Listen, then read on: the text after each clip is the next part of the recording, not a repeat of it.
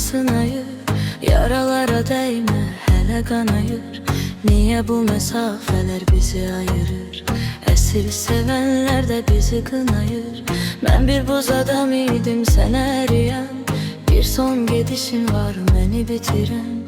Biri de yürektir, biri üzülen.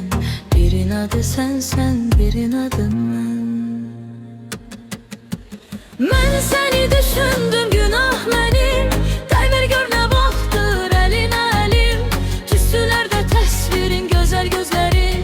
Məni məndən alırdı şirin sözlərin. Harda gecikmişdim, harda tələsdim. Yuxuya haram qatıb səni gözlədim. İsti bir otaqda bumbuz əllərim. Dərdim əgər varsa sənsə məlhəmim. Mən səni düşündüm, günah mənim. Deyver gör nə vaxtdır eline elim. Tüstülerde təsvirin, gözəl gözlərin.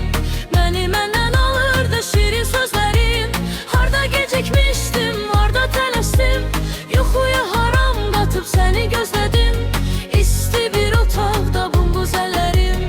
Dərdim əgər varsa sənsə məlhəmim.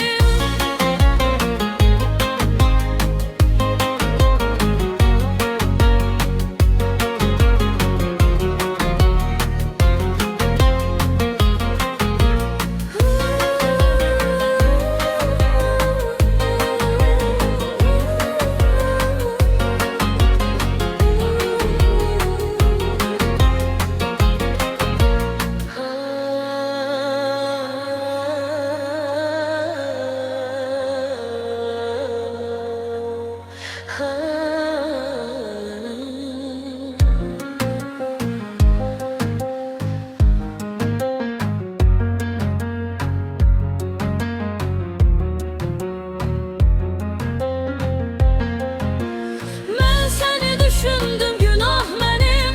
Demir gör ne vaxtdır eline elim. Tüstülerde təsvirin, gözəl gözlərin. Məni məndən alırdı şirin sözlərin. Harda gecikmişdim, harda tələsdim. Yuxuya haram qatıb səni gözlədim.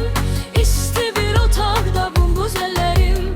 Dərdim əgər varsa sənsən məlhəmim.